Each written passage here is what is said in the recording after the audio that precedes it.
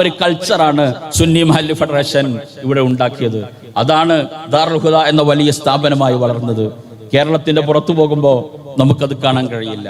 പരസ്പര വിശ്വാസമില്ലാത്ത കമ്മിറ്റിക്കാർ, പരസ്പര വിശ്വാസമില്ലാത്ത ഉസ്താദുമാർ, എങ്ങനെയാണ് ഈ സംവിധാനങ്ങൾ നിങ്ങൾ കൊണ്ടു നടക്കുന്നത് എന്ന അത്ഭുതത്തോടെ ചോദിച്ചു പോകുന്ന ആളുകളെ നമുക്ക് കേരളത്തിന്റെ പുറത്ത് കാണാൻ കഴിയും. കൂടെയാണെന്നത് 89 നിന്നതും അങ്ങനെയാണ്, ഇപ്പോഴും നിൽക്കുന്നത് അങ്ങനെയാണ്. എന്താണ് കാരണം? നമുക്ക് അഭിമാനകരമായ അസ്തിത്വം ഉണ്ടാക്കിയത് ഈ രാഷ്ട്രീയ സംവിധാനമാണ്. ഇത് തകർന്നു പോകരുത്. ഇത് തകർന്നു പോകുമ്പോ ഒരു പാർട്ടി മാത്രമല്ല തകരുക, സമുദായം മാത്രമല്ല തകരുക, സമുദായത്തിന്റെ സർവ്വ സംവിധാന്റെ സംസ്ഥാപനം നടത്തുന്ന ചാപ്പനങ്ങാടി ഉസ്താദാണ് 77 സംസ്ഥാന സമ്മേളനത്തിൽ, മുസ്ലിം ലീഗിന്റെ സമ്മേളനത്തിന് പ്രാർത്ഥിക്കാൻ പോകുന്നത്. അദ്ദേഹത്തിനെന്തോ വേദി മാറിപ്പോയ പോലെയാണ് എനിക്ക് തോന്നിയത്. അദ്ദേഹം ഈ സമസ്ത സുന്നി മഹല്ല് ഫെഡറേഷൻ അല്ലേ, ഈ എസ്സെറ്റ് മാറിപ്പോയോ?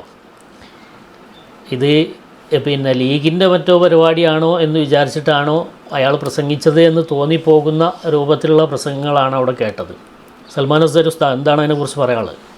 അദ്ദേഹത്തിൻ്റെ പ്രഭാഷണങ്ങളെക്കുറിച്ച് കൂടുതൽ ചർച്ച ചെയ്യാതിരിക്കലാണ് ബുദ്ധി എന്നാണ് വ്യക്തിപരമായ എൻ്റെ ഒരു വീക്ഷണം. കാരണം അദ്ദേഹത്തിനോട് സ്നേഹമുള്ള അദ്ദേഹത്തിൻ്റെ സുഹൃത്തുക്കൾ അദ്ദേഹത്തിനൊരു പുതിയ മാറ്റർ എഴുതി കൊടുക്കേണ്ടതാകുന്നു എന്ന് നമ്മൾ അവരോട് അഭ്യർത്ഥിക്കുകയാണ്. ഇയാൾ എവിടെ പ്രസംഗിച്ചാലും ഇയാൾക്ക് ഈ മാറ്റർ ആദ്യം പറഞ്ഞത് അവസാനം പറഞ്ഞ് ആദ്യം പറയുന്നതിലപ്പുറം ഒരു പുതിയ ഒരു വിഷയം, സമകാലികമായ ഒരു വിഷയത്തെക്കുറിച്ച് കൃത്യമായി സംസാരിക്കുന്നത് നമ്മളിതുവരെ കേട്ടിട്ടില്ല. ഇയാൾ എവിടെ പ്രസംഗിക്കുകയാണെങ്കിലും ഇയാൾ ഈ രീതിയിലാണ് ഇയാളുടെ പ്രസംഗം നമ്മൾ കേട്ടിട്ടുള്ളത്. അദ്ദേഹത്തിനോട് സ്നേഹമുള്ള ആളുകൾ അദ്ദേഹത്തെ ഉപദേശിക്കും, ഗുണദോഷിക്കും എന്ന് നമ്മൾ പ്രത്യാശിക്കുകയാണ്. ഇല്ലെങ്കിൽ നമ്മൾ ഇനിയിപ്പോൾ തന്നെയല്ലേ പറയാനുള്ളത്. മൂപ്പരവിടെ നിങ്ങൾ പറഞ്ഞ പോലെ അവിടെ ആ രീതിയിൽ ഒരു പ്രഭാഷണം നടക്കുമ്പോൾ ആ വേദിയിൽ നിന്നൊരു എഴുത്ത് കൊടുത്താൽ മതിയായിരുന്നു സംഘാടകർക്ക്, ഉസ്താദ് ഇത് SMF ആണ്, MSF അല്ല എന്ന്. എന്നാൽ കുറേയൊക്കെ ഒരു മാറ്റം വരും. ഒന്ന് ഈ പ്രസംഗം നിർത്തുമായിരുന്നു, അല്ലെങ്കിൽ അദ്ദേഹത്തിന് അബദ്ധം തിരിച്ചറിയാൻ സാധിക്കുമായിരുന്നു. ഇവിടെ അദ്ദേഹം സമസ്ത കേരള ജമിയത്തുൽ ഉലമയുടെ പോഷക ഘടകമായ SMFൻ്റെ പേരിൽ സംഘടിപ്പിക്കപ്പെട്ട ഒരു വേദിയിൽ നിന്നുകൊണ്ടാണ് പ്രസംഗിക്കുന്നത്. എന്നിട്ട് അദ്ദേഹം പ്രസംഗിക്കുന്നത് മുഴുവനും കേരളത്തിലെ ഒരു രാഷ്ട്രീയ പാർട്ടിയുടെ വളർച്ചയ്ക്ക് വേണ്ടിയും അവർ ക്ഷീണിച്ചാലുള്ള വെപ്രാളവും വിഷമവും ഒക്കെയാണ് അദ്ദേഹത്തിൻ്റെ വിഷയം. ആ പ്രസ്ഥാനത്തിൻ്റെ കൂടെ നിന്ന് ആ പ്രസ്ഥാനത്തെ വളർത്തണം, ആ പ്രസ്ഥാനത്തെ വിജയിപ്പിക്കണം, അവർ പരാജയപ്പെട്ട പ്രസ്ഥാനം, ഇങ്ങനെ ഇത് തന്നെയാണ് അദ്ദേഹം പറഞ്ഞുകൊണ്ടിരിക്കുന്നത്. അത് പിന്നെ ആ രീതിയിൽ പ്രഭാഷണം നടത്താൻ ആ പാർട്ടിയുടെ പ്രഭാഷകർ തന്നെ ധാരാളമുണ്ട്, ആ പാർട്ടിയുടെ വേദികളും ധാരാളമുണ്ട്. സമസ്തയുടെ കീഴ്ഘടകങ്ങളുടെ വേദികൾ അത്തരം പരാമർശങ്ങൾക്ക് ഉപയോഗിക്കുന്നത് എന്തിൻ്റെ പേരിലായാലും അത് അംഗീകരിക്കാൻ പ്രയാസമുണ്ട്.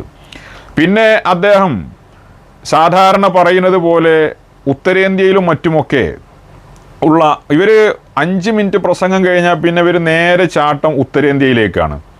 കേരളത്തിലുള്ള മുസ്ലിം ഉമ്മത്തിൻ്റെ നവോത്ഥാനത്തിന് വേണ്ടി കേരളത്തിലുള്ള മുസ്ലിം പണ്ഡിതന്മാർ, നമ്മുടെ മഹത്തുക്കൾ സമസ്ത കേരള ജമിയത്തുൽ ഉലമ എന്ന സംഘം രൂപീകരിക്കുകയും ആ സമസ്തയുടെ കീഴിൽ കേരളത്തിൽ നടന്ന തുല്യതയില്ലാത്ത അറബ് രാജ്യങ്ങൾക്ക് പോലും മാതൃകയാക്കാൻ പറ്റുന്ന അത്രയും കൃത്യമായ അതിവിപുലമായ നവോത്ഥാന പ്രവർത്തനങ്ങൾ നടത്തിയ അതിന് നേതൃത്വം കൊടുത്ത നമ്മുടെ ആലിമീങ്ങളുടെ ചരിത്രവും അവരുടെ സേവനവും പുതുതലമുറക്ക് പറഞ്ഞു കൊടുക്കാനല്ലേ സമസ്ത കേരള ജമിയത്തുൽ ഉലമയുടെ വേദികൾ നമ്മൾ ഈ സമയത്ത് ഉപയോഗപ്പെടുത്തേണ്ടത്? അതൊന്നും ഇവരാരും പറയില്ല. ഇവർ നേരെ ഉത്തരേന്ത്യയിലേക്ക് ചാടുക, എന്നിട്ട് അവിടെ ഞങ്ങൾ അങ്ങനെ ചെയ്യുന്നുണ്ട്, ഞങ്ങൾ ഇങ്ങനെ ചെയ്യുന്നുണ്ട് എന്ന് പറഞ്ഞിട്ട് അനമൗലൂദ് ഓതാനാണ് ഇവർ പലപ്പോഴും ഉപയോഗിക്കാറുള്ളത്. ഈ ഉത്തരേന്ത്യയിൽ സേവനം എന്ന് പറഞ്ഞാൽ ഉത്തരേന്ത്യയിൽ ചെയ്യുന്ന സേവനത്തിൻ്റെ പേരിൽ മഹീഷത്ത് കഴിഞ്ഞു പോകുന്ന കുറേ ആളുകളുണ്ട് എന്നത് നമ്മൾ നിഷേധിക്കുന്നില്ല. ലോകത്തിൻ്റെ പല ഭാഗങ്ങളിലും ഇവർ സേവനം ചെയ്യുന്നുണ്ടെന്നാണ് പറഞ്ഞത്. ഇവർ സേവനം ചെയ്യുന്നത് ഇവിടെ അവിടെ ടൈപ്പിംഗ് സെൻറ്റർ നടത്തുന്നതും, ഇവരവിടെ ഏതെങ്കിലും മുത്തർജിമീങ്ങളായിട്ട് ജോലി ചെയ്യുന്നതും, ഇവരവിടെ ഏതെങ്കിലും പള്ളിയിൽ ജോലി ചെയ്യുന്നുണ്ടെങ്കിൽ അത്, അല്ലെങ്കിൽ ഏതെങ്കിലും സ്ഥാപനത്തിൽ ജോലി കിട്ടിയിട്ടുണ്ടെങ്കിൽ അതൊക്കെ അവിടെ പോയി ദീനീ പ്രവർത്തനം നടത്തുന്ന ആളുകളാണ്. അമേരിക്കയിലുണ്ട്, ആഫ്രിക്കയിലുണ്ട്, അന്റാർട്ടിക്കയിലുണ്ട് എന്നൊക്കെ പറഞ്ഞ് പ്രചരിപ്പിച്ചാൽ എന്താണ് ഇപ്പോൾ അതിനൊക്കെ ചികിത്സ? ഇവിടെ ഉത്തരേന്ത്യയിൽ അവർ പ്രവർത്തനം നടത്തുന്നത്, ഇപ്പോൾ അവിടെ പ്രഭാഷണം നടത്തിയപ്പോൾ തന്നെ സമദ് സാഹിബ് പറഞ്ഞു, പിന്നെ ഉത്തരേന്ത്യയിൽ ഇവർ നടത്തുന്ന പ്രഭാഷണങ്ങളിൽ ഉത്തരേന്ത്യയിൽ ഇവർ നടത്തുന്ന പ്രവർത്തനങ്ങൾ ഇത്രയും കലുഷിതമായൊരു സാഹചര്യം അവിടെ മറ്റ് എല്ലാ മതപരമായ വിഷയങ്ങൾക്കൊക്കെ വിലക്കുള്ള സമയത്ത് ഇപ്പോൾ യോഗി അവിടെ ബംഗാളിൽ പോയി പ്രസംഗിച്ചത് റോട്ടിൽ നിസ്കരിക്കൂല എൻ്റെ നാട്ടിൽ ഗുജറാത്തിൽ എന്നാണ്. അതുപോലെയാണ് യു പിയിൽ. അതുപോലെ മതപരമായ വിഷയങ്ങൾ പറഞ്ഞുകൊണ്ടാണ് അവർ ഇലക്ഷന് വരെ വർക്ക് ചെയ്യുന്നത്. അങ്ങനെയുള്ളൊരു നാട്ടിലാണ് ഇവർ സുതാര്യമായി ദീനീ പ്രവർത്തനം നടത്തുന്നതെന്നൊക്കെ പറഞ്ഞു. ഇവർ അവിടെ ദീനീ പ്രവർത്തനം നടത്തുന്നുണ്ടെങ്കിൽ തീർച്ചയായും ശ്ലാഘനീയമാണ്. അവിടെ മദ്രസ സംവിധാനങ്ങൾ ഉണ്ടാക്കുന്നുണ്ടെങ്കിൽ ശ്ലാഘനീയമാണ്. അവിടെ അതിനു വേണ്ടി അവരോട് സഹകരിക്കുന്ന ആളുകളുണ്ടെങ്കിൽ തീർച്ചയായും പ്രശംസിക്കപ്പെടേണ്ടവർ തന്നെയാണ്. ഇതിലൊന്നും ആർക്കും ഒരു തർക്കമല്ല. ഇതിനൊന്നും കേരളത്തിൽ ഒരാളും വിമർശിക്കാറില്ല. ഇവിടെ ആരെങ്കിലും നമ്മളാരെങ്കിലും പറയണോ നിങ്ങൾ എന്തിനാ ഉത്തരേന്ത്യയിൽ പോയി മദ്രസ ഉണ്ടാക്കണം, അത് ഉണ്ടാക്കണ്ടെന്ന് ഇവിടെ ആരെങ്കിലും പറഞ്ഞണോ? അതൊന്നുമല്ലല്ലോ ഇവിടെ വിഷയം. ഉത്തരേന്ത്യയിൽ ഇവർ പ്രവർത്തിക്കുന്നത് സമസ്ത കേരള ജമിയത്തുൽ ഉലമയുടെ അഡ്രസ്സിലാണ്. അല്ലെങ്കിൽ ഉത്തരേന്ത്യയിൽ ഇവർ എന്നോ പെട്ടിയും കിടക്കിയെടുത്ത് മടങ്ങേണ്ടി വരുമെന്ന്. ദാറുൽ ഹുദയുടെ പേരിലോ അല്ലെങ്കിൽ ഇവരുടെ വ്യക്തിപരമായ ഇവരുടെ എന്തെങ്കിലും പ്രത്യേകതയുടെ പേരിലോ അല്ല. ഇവർ ഈ പ്രൊമോട്ട് ചെയ്യാൻ ശ്രമിക്കുന്ന രാഷ്ട്രീയ സംവിധാനങ്ങളുടെ പേരിലും അല്ല. ഇവർ ഉത്തരേന്ത്യയിൽ പ്രവർത്തിക്കുന്നത് സമസ്ത കേരള ജമിയത്തുൽ ഉലമയുടെ അഡ്രസ്സിലാണ്. അപ്പോൾ സമസ്തയെക്കുറിച്ച് തീർച്ചയായും അവർ അന്വേഷിക്കുമല്ലോ. ഇൻ്റലിജൻ്റ് സംവിധാനങ്ങൾ ഇന്ത്യയിൽ വളരെ വിപുലമാണ്, വ്യാപകമാണ്. അപ്പോൾ സമസ്ത എന്ന ഒരു സംവിധാനത്തെക്കുറിച്ച് അവർക്ക് മനസ്സിലാക്കാൻ കഴിയുന്ന ഒരു അവസ്ഥയുണ്ട്. നമ്മുടെ പൂർവികരായ ആലിമീങ്ങളും പണ്ഡിതന്മാരും സമസ്തയെ എന്താണോ ആക്കി വച്ചിരിക്കുന്നത് അതിൻ്റെ ആ ഒരു നന്മയിൽ നിന്ന് കിട്ടുന്ന ഗുഡ് സർട്ടിഫിക്കറ്റ് കൊണ്ട് അതിൻ്റെ തണലിലാണ് ഇവർക്ക് പ്രവർത്തിക്കാൻ കഴിയുന്നത്. അത് ഇവരാരും പറയില്ല, സമസ്തയെ ഇവരാരും പറയില്ല. അതുപോലെ തന്നെ സമസ്ത കേരള ജമിയത്തുൽ ഉലമയോട് ചെയ്യാൻ കഴിയുന്ന രീതിയിൽ നമ്മൾ പെരിന്തൽമണ്ണ പ്രഭാഷണം നടത്തിയപ്പോഴൊക്കെ അത് ഉന്നയിച്ചിട്ടുണ്ട്. കോടിക്കണക്കിന് രൂപയുടെ പാഠപുസ്തകങ്ങൾ സമസ്ത കേരള ജമിയത്തുൽ ഉലമ ഇവർക്ക് കൊടുക്കുന്നുണ്ട്. ഇവരുടെ വിദ്യാഭ്യാസ പ്രവർത്തനങ്ങളെന്ന് ഇവർ പറയുന്ന ഈ സംവിധാനങ്ങൾക്ക് വേണ്ടി സമസ്തയെ കൊണ്ട് ചെയ്യാൻ കഴിയുന്ന പരമാവധി സഹകരണങ്ങൾ, കോടിക്കണക്കിന് രൂപയുടെ സംവിധാനങ്ങളും സഹകരണങ്ങളും സഹായങ്ങളും സമസ്ത കേരള ജമിയത്തുൽ ഉലമ ചെയ്യുന്നുണ്ട്. ഇതുവരാരെങ്കിലും പറയണ നിങ്ങൾ കേട്ടിട്ടുണ്ടോ? അതൊന്നും ഇവർ പറയില്ല. ഇവരവിടെ പോയിട്ട് ഞങ്ങൾ മദ്രസ ഉണ്ടാക്കി, അവിടെ ഓതാൻ അറിയാത്ത കുട്ടികൾക്ക് ഫാത്തിഹ പഠിപ്പിച്ചു കൊടുത്തു, ഞങ്ങൾ അവിടെ അങ്ങനെ ചെയ്യുന്നു ഇങ്ങനെ ചെയ്യുന്നു. ഇതൊക്കെ എന്തിൻ്റെ തണലിൽ? നിങ്ങൾ ആ ചെയ്യുന്നതിന് ആരും ആക്ഷേപിക്കുന്നില്ല. നല്ല കാര്യമാണ്, തീർച്ചയായും നല്ല കാര്യമാണ്. അതിൻ്റെ പേരിൽ പിന്നെ ആ കെയർ ഓഫിലൂടെ നിങ്ങൾ സമസ്തയെ മാറ്റി നിർത്തി നമ്മൾ മാത്രം എന്ന ഒരു പ്രൊമോഷൻ നടത്തുന്ന പരിപാടി അതെന്തായാലും നടക്കൂല. അതിനു വേണ്ടിയിട്ടാണ് ഇയാൾ അവിടെ മറ്റൊരു ശ്രമം നടത്തിയത്. പിന്നെ ഈ ഉലമ ഉമറ ബന്ധത്തെക്കുറിച്ചാണ് വലിയ ചർച്ച. എന്താണ് യഥാർത്ഥത്തിൽ ഉമറാക്കൾ എന്ന് പറയുന്നത് ആരാണ് എന്ന് ഇവർക്ക് ഇതുവരെ മനസ്സിലാകാത്ത രീതിയിലാണ് ഇവരുടെ സംസാരവും പ്രഭാഷണവും കേട്ടാൽ നമുക്ക് മനസ്സിലാക്കാൻ സാധിക്കുന്നത്. അതായത് സൽമാൻ അസ്ഹരി ഉസ്താദ്, ഈ ഉമറാക്കൾ എന്ന് പറഞ്ഞാൽ പ്രത്യേക ഒരു രാഷ്ട്രീയ പാർട്ടിയുടെ അണികളാണ് എന്ന രീതിയിലാണ് ഇവർ പലയിടത്തും പ്രചരണം നടത്തുന്നത്. അവിടെ തന്നെ അദ്ദേഹം പറഞ്ഞെടുത്ത് അദ്ദേഹം ഈ പാർട്ടി അല്ലെങ്കിൽ ഈ സംവിധാനം ഇവിടെ നിലനിൽക്കണം എന്ന് പറഞ്ഞിട്ട് ഒരു പാർട്ടി നിലനിൽപ്പിനെ കുറിച്ച് പലവട്ടം അയാൾ പറയുന്നുണ്ടല്ലോ. എന്നിട്ട് അയാൾ പറഞ്ഞ വിരോധാഭാസം എന്താ വെച്ചാൽ ഈ ദാറുൽ ഹുദ കണ്ട അല്ലെങ്കിൽ സുന്നി മഹല്ല് ഫെഡറേഷൻ കണ്ട ഏറ്റവും വലിയ അല്ലെങ്കിൽ ഈ സമസ്തയിലെ തന്നെ ഏറ്റവും വലിയ ഒരു ഉമറ എന്ന് നമുക്ക് വിശേഷിപ്പിക്കാൻ പറ്റുന്ന ആളായിരുന്നു ഡോക്ടർ യു ബാപ്പുട്ടി ഹാജി. ഹുദവികൾക്കൊന്നും മറക്കാൻ പറ്റില്ലല്ലോ. അദ്ദേഹത്തെ ഒരു ഉമറ ആയിട്ട്, അതായത് ശരിക്കും ദീനിയായ ചിട്ടകൾ പാലിച്ച ഒരു ഉമറാക്കളിൽ അദ്ദേഹത്തെ നമുക്ക് പെടുത്താൻ പറ്റും. അപ്പോൾ അദ്ദേഹത്തിൻ്റെ രാഷ്ട്രീയം ഒന്ന് പരിശോധിച്ച് നോക്കിയാൽ അയാൾ ഈ ബിൽഡപ്പ് ചെയ്ത എല്ലാം അവിടെ പൊളിഞ്ഞു പോകും. അദ്ദേഹം തികഞ്ഞൊരു കോൺഗ്രസ്സുകാരനായിരുന്നു എന്ന് മാത്രമല്ല, അന്നത്തെ സാഹചര്യം നമുക്കറിയാം. കോൺഗ്രസ് ലീഗ് തർക്കം നിലനിൽക്കുന്ന, ഖണ്ഡനങ്ങൾ മറ്റൊക്കെ നിലനിൽക്കുന്ന ഒരു കാലഘട്ടത്തിലാണ് അത്. നിരന്തരമായിട്ട് കോൺഗ്രസിൻ്റെ വേദികളിൽ ലീഗിനെതിരെ പ്രഭാഷണം നടത്തിയിരുന്ന ഒരു വ്യക്തിയാണ്. ഇവരുടെ ഭാഷയിൽ പറഞ്ഞാൽ ലീഗ് വിരുദ്ധൻ എന്നൊക്കെ പറയുന്ന രൂപത്തിലേക്ക് പറയാൻ പറ്റുന്ന ഒരു തനി ഷജറ എന്നൊക്കെ പറയാൻ പറ്റുന്ന രൂപത്തിലെ ഉള്ള ആളായിരുന്നു ഡോക്ടർ യു ബാപ്പുട്ടി ഹാജി. അത് ഇവർ തന്നെ എഴുതിയിട്ടുണ്ട്. ഇവരുടെ മാസികയിൽ തന്നെ അത് എഴുതിയതാണ്. മുമ്പ് നമ്മളത് പറഞ്ഞിട്ടുണ്ട്. അപ്പോൾ ബാപ്പുട്ടി ഹാജിൻ്റെ ചരിത്രം മാത്രം ഒന്ന് നോക്കിയാൽ മതി. അപ്പോൾ ഇങ്ങനെയുള്ള അവരുടെ ഒന്നും രാഷ്ട്രീയമല്ല നമ്മൾ നോക്കുന്നത്, ദീനാണ്. അവർക്ക് എന്ത് രാഷ്ട്രീയ പശ്ചാത്തലമുണ്ട് അത് നമ്മൾ നോക്കേണ്ട കാര്യമില്ല. നമ്മളവരുടെ ദീനാണ് നോക്കുന്നത്.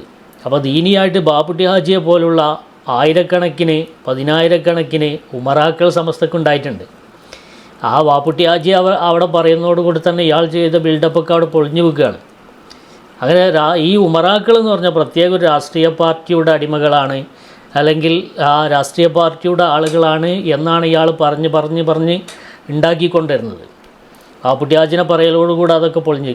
പക്ഷേ ഇത് കേൾക്കുന്ന ആളുകൾക്ക് വാപ്പുട്ടി ഹാജിനെ കുറിച്ച് അറിയില്ലല്ലോ. അപ്പോൾ ഇങ്ങനെയൊക്കെ ഉള്ള പണികളാണ് ഇവരെടുത്തുകൊണ്ടിരിക്കുന്നത്. നമുക്കിവിടെ ദീന് നിലനിൽക്കുക, അതിനിവിടെ സമസ്ത നിലനിൽക്കണം. അതിനാണ് സമസ്തയുടെ വേദികൾ ഉപയോഗപ്പെടുത്തേണ്ടത്. ഇവർ ഉമറായിനെ വിശദീകരിക്കുന്നത് കണ്ട ഏറ്റവും വലിയ ഉമറാക്കളിൽ പ്രധാനി ഉമറാക്കളുടെ നേതാവായിട്ട് PC ജോർജിനെ പോലത്തെ ആളുകളൊക്കെ കൊണ്ടുവരേണ്ടി വരും. കാരണം ഇവർ ഉമറാക്കളെ വിവരിക്കുന്നതും വിശദീകരിക്കുന്നതും നിങ്ങൾ നേരത്തെ സൂചിപ്പിച്ച പോലെ രാഷ്ട്രീയ ബേസിലാണ്. ഇപ്പോഴും മനസ്സിലാവാത്തൊരു കാര്യമാണത്. എന്തർത്ഥത്തിലാണ് അങ്ങനെ ഒരു നരേഷൻ ഇവരിങ്ങനെ ഉണ്ടാക്കിക്കൊണ്ടിരിക്കുന്നത്? സമസ്ത ഉലമാ സംഘടന പിന്നെ മറ്റേ പാർട്ടി ഉമറ സംഘടന എന്നൊക്കെ പറയുന്ന രീതിയിൽ അതാണ് ഉലമാൻ്റെയും ഉമറായിൻ്റെയും യോജിച്ചുള്ള പോക്ക്. എങ്ങനെയുണ്ട് വ്യാഖ്യാനം? എന്നിട്ട് ഇത് കേട്ടിട്ട് അതിന് സിന്ദാബാദ് വിളിക്കാൻ കുറേ ആളുകളും.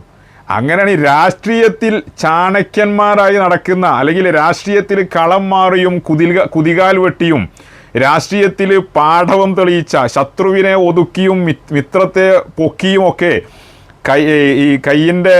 കൈ കയപ്പ് മാറിയ അത്രയും പ്രാവീണ്യമുള്ള ആളുകളാണ് ഉമറാക്കളിൽ പ്രധാനികളായിട്ട് വരികയാണെന്നുണ്ടെങ്കിൽ ഞാൻ നേരത്തെ പറഞ്ഞ ആളുകളെ പോലത്തെ ആളുകളൊക്കെ ഉമറാവണം. കാരണം ദീനൊരു പരിഗണനാ വിഷയമല്ല, രാഷ്ട്രീയമാണ് പരിഗണനാ വിഷയമെങ്കിൽ പിന്നെ അവിടെ ഇസ്ലാം അമുസ്ലിം എന്നുള്ള പരിഗണനയുടെ ആവശ്യമില്ലാതെ വരൂലേ?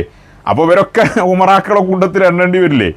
ഇത് ഇത് ഇവിടെ നമ്മൾ ഇങ്ങനെ പറയുന്നുണ്ടെങ്കിലും പുതിയ തലമുറ മനസ്സിലാക്കേണ്ടത് ഉമറാ എന്ന് പറഞ്ഞാൽ ഒരിക്കലും ഇവർ വ്യാഖ്യാനിക്കുന്ന രൂപത്തിൽ ഒരു പാർട്ടിയുടെ പ്രവർത്തകരാവുന്ന ആളുകൾ, ആ പാർട്ടിയുടെ നേതാക്കൾ എന്നൊന്നല്ല.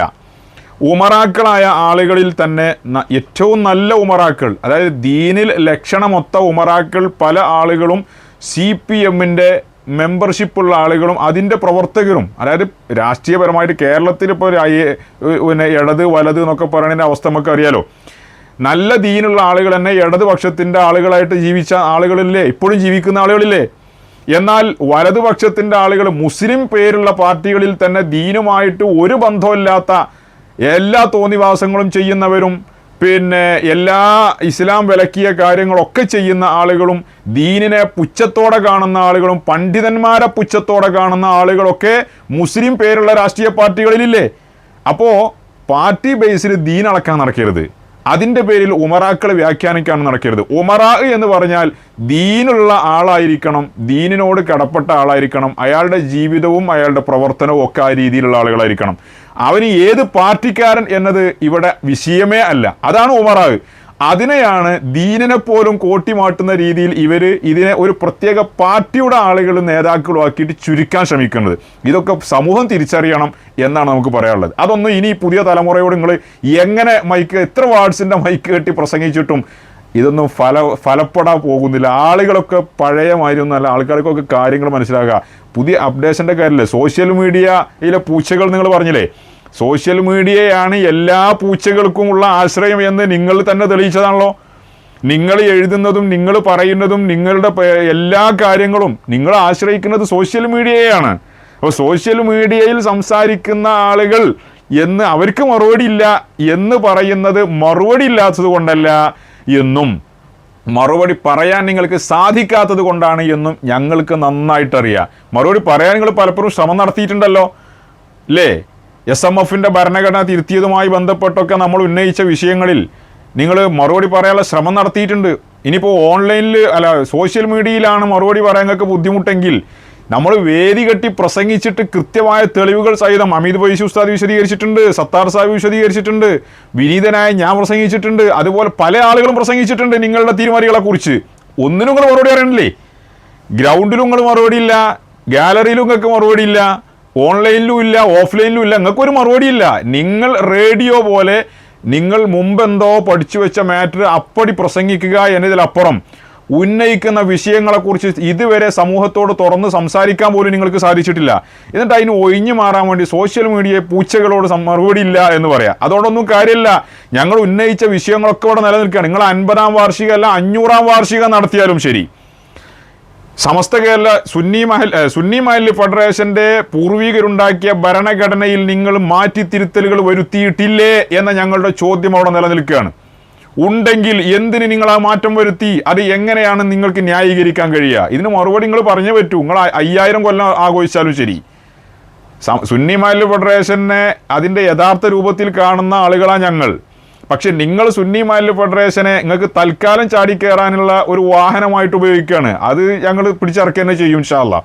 പിന്നെ സുന്നി മഹല്ല് ഫെഡറേഷന്റെ തെരഞ്ഞെടുപ്പുമായി ബന്ധപ്പെട്ട് നിങ്ങൾ നടത്തിയ എല്ലാ അനീതികളെയും അക്രമങ്ങളെയും അതിൻ്റെ സർക്കുലറിൽ നിങ്ങൾ വരുത്തിയ മാറ്റത്തിരുത്തലുകളും ആ സർക്കുലർ അനുസരിച്ച് നിങ്ങൾ രാഷ്ട്രീയക്കാർക്ക് വേണ്ടി അടിമവേല ചെയ്യാൻ വേണ്ടി സുന്നി മഹലിനെ ദുരുപയോഗം ചെയ്തുകൊണ്ട് പഞ്ചായത്ത്, മേഖല, ജില്ലാ കമ്മിറ്റികൾ കൊണ്ടുവന്നതിനെക്കുറിച്ചും നിരവധി കാര്യങ്ങൾ ഞങ്ങൾ സമൂഹത്തിന് മുമ്പിൽ പറഞ്ഞിട്ടുണ്ട്. വസ്തുതാപരമായി വിത്ത് എവിഡൻസ്, തെളിവുകൾ സഹിതം. ഇതിനൊന്നും ഇതുവരെ മറുപടി പറയാൻ നിങ്ങൾക്ക് സാധിച്ചിട്ടില്ല. നിങ്ങൾ 500-ാം വാർഷികം ആഘോഷിച്ചാലും ഇതിനൊക്കെ ഈ സമൂഹത്തിന് മറുപടി കിട്ടണം. ഇതൊക്കെ ഈ വിഷയങ്ങളൊക്കെ ഈ കുറ്റകൃത്യങ്ങളൊക്കെ നിങ്ങളുടെ തലയിൽ ഒരു ഭാരമായി എല്ലാ കാലത്തും നിലനിൽക്കുക തന്നെ ചെയ്യും. നിങ്ങൾ എന്തൊക്കെ പുതിയ പദ്ധതികൾ പ്രഖ്യാപിച്ചു എന്ന് പറഞ്ഞാലും മഹല്ലത്തുകളിലേക്ക് നിങ്ങൾ ഇറങ്ങി വരുമ്പോൾ ആളുകൾ നിങ്ങളോട് ഇത് ചോദിക്കും, അല്ല ഉസ്താദെ ഉപദേശവും നിർദ്ദേശമൊക്കെ അവിടെ നിൽക്കട്ടെ, മഹലിൻ്റെ പരിവർത്തനമൊക്കെ അവിടെ നിൽക്കട്ടെ, SMF എന്ന് പറഞ്ഞൊരു സംഘം നിങ്ങളെ കൈ കിട്ടിയിട്ട് അതിൻ്റെ ഭരണഘടന വരെ തിരുത്തിയ ആളുകളല്ലേ നിങ്ങൾ ഞങ്ങളെ മഹല്ല് കമ്മിറ്റിൻ്റെ ഭരണഘടനയും മഹലിൻ്റെ ഭരണഘടനയും തിരുത്തൂലേ? പള്ളിൻ്റെ രജിസ്ട്രേഷൻ നിങ്ങൾ ഏതെങ്കിലും പാർട്ടിക്കാർക്ക് എഴുതി കൊടുക്കൂലേ എന്ന് ആളുകൾ ചോദിക്കും. കാരണം നിങ്ങളെ കയ്യിലിരിപ്പ് അതാണ് എന്ന് ജനങ്ങൾക്ക് ബോധ്യപ്പെട്ടിട്ടുണ്ട്. മാത്രമല്ല, ആദർശ സമ്മേളനം നിങ്ങൾ ഓരോ മഹലിലും നടത്തുന്നൊക്കെയാണ് പ്രഖ്യാപനം നടത്തിയിട്ടുള്ളതെന്നല്ലേ.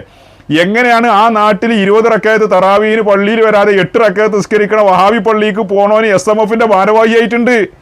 ജുമാക്ക് സ്ഥിരമായിട്ട് വഹാബി പള്ളിക്ക് പോണ ആളുകളുണ്ട്. ഓനെ കൂട്ടിയിട്ട് നിങ്ങൾ ഏത് ആദർശമാണ് മഹലിൽ പോയി പറഞ്ഞു കൊടുക്കാൻ പോണത്? ഇത് ആളുകൾ ചോദിക്കൂലേ? വെറുതെ പ്രഖ്യാപനം നടത്തിയിട്ട് ആളെ പൊട്ടീസാക്കിയിട്ട് കാര്യമുണ്ടോ? ഇതൊക്കെ നിലനിൽക്കുകയാണ്. നിങ്ങൾ എത്ര വാർഷികം നടത്തിയാലും ശരി.